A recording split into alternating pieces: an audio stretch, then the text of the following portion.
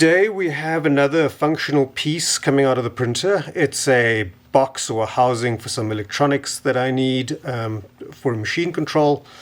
And well, because of bad electronics design, I didn't have a standard box to put them in. So 3D printer to the rescue. You'll see there are lots of internal supports over here that I'll talk through in a little bit more detail. That's to keep this large overhang piece in place. There are a couple of other features. There's a fairly large chamfer, which I'll show you on the 3D model in a moment, to allow you to kind of get a scraper in and pull this off the build plate.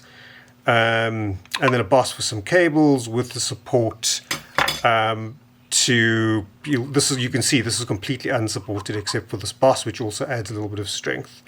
So with that, let's get this off the build plate and then cleaned up, and I'll show you how it is made and designed. Getting it off the plate is always a little bit nerve-wracking with these big pieces, especially because of these thin little legs, mounting legs. But there is a chamfer underneath this to support it coming off, and there we go. That came off really easily because of the chamfer provided along this edge. Well, actually, I basically did all of the edges. These are two little countersunk holes to mount a circuit board, and so that's the plate out the way. Okay, now we can just pull out all of these supports. These are medium-sized supports on the kind of free version of Lychee.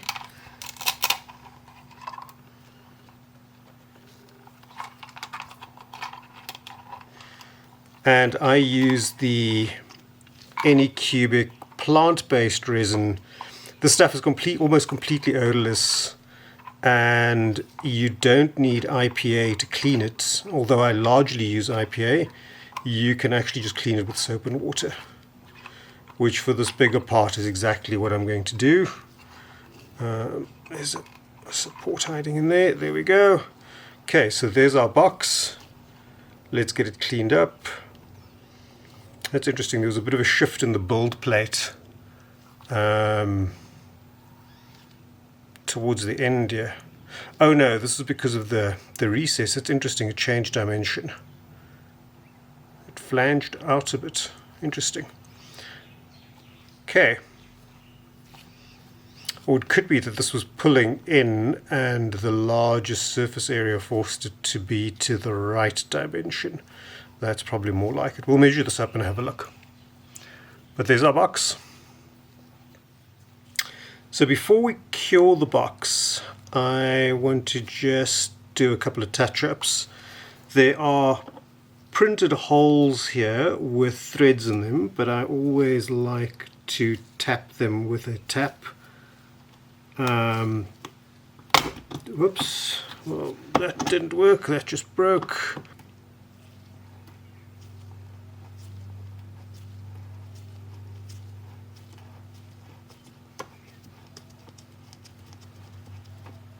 Those two seem to be fine.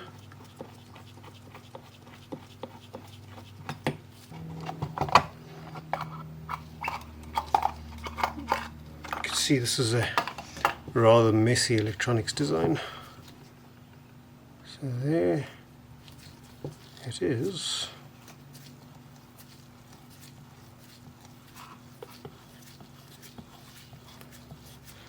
But I'm also noticing that it's in a different place to that one, which makes me think that I've had these mirrored in the CAD and didn't update it as I updated the mirror. There, our holes are tapped. That hole, I forgot to do all the way through in the CAD model, so we're going to drill that out quickly.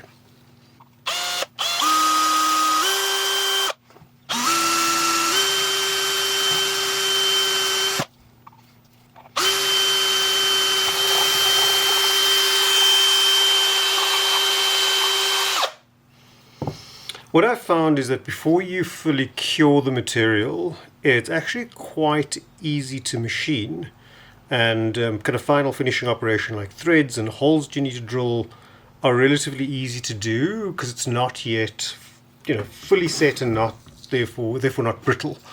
Once it is fully cured, it becomes a little bit more brittle, and that's a little bit tougher to work with. But this I will now cure. It's a beautiful sunny day, so I'm just going to cure it in the sun, and we'll assemble it a little bit later.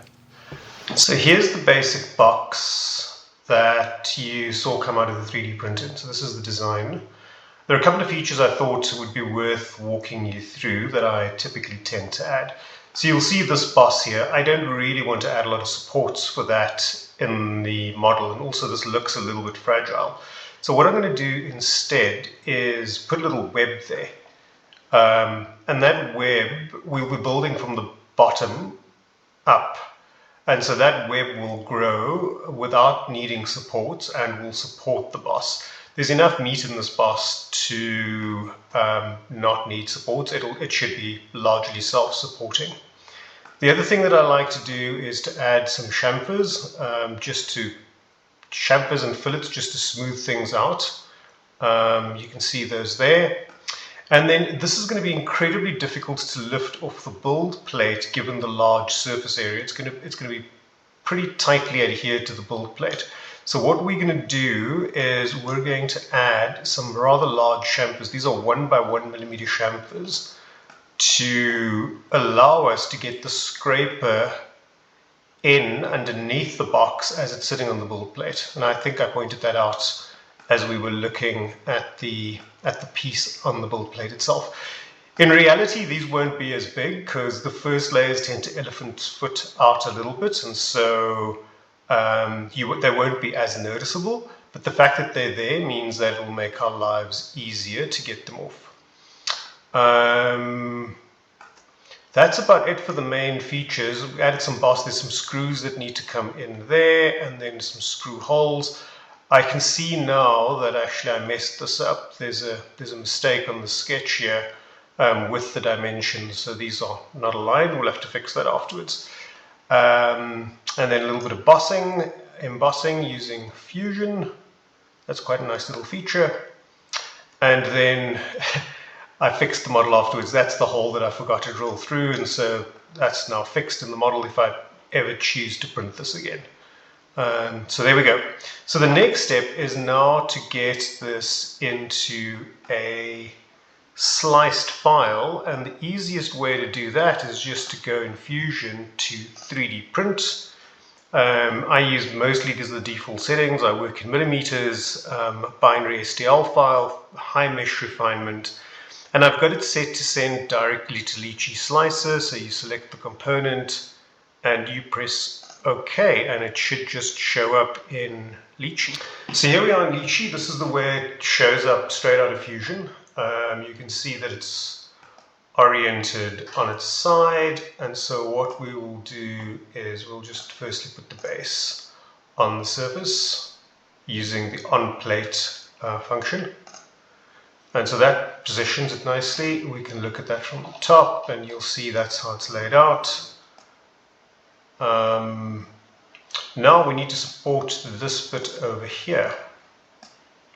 This shelf over here needs support, and so we will go to prepare and we will do manual, and then we will, it's very difficult to see what's going on if we do it this way, and so what we will do is we will go up here and say we want to slice from the bottom, and that gives us a view that looks like that. And now this is actually relatively easy. All we now have to do is use our medium support. It will automatically find the internal base, and so we can now just go around adding supports all the way through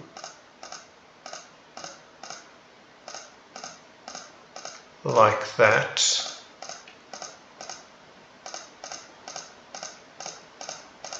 It's actually relatively straightforward and relatively easy.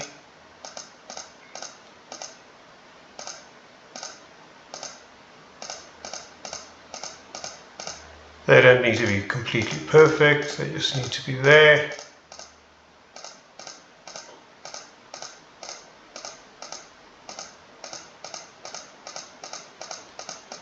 And of course it's the large overhang that we want to capture, so it's better to be closer to the edge.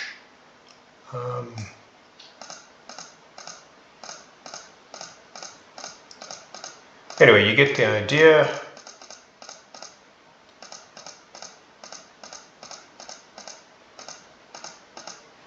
And if we now look at the results, you'll see that we have something that looks like that.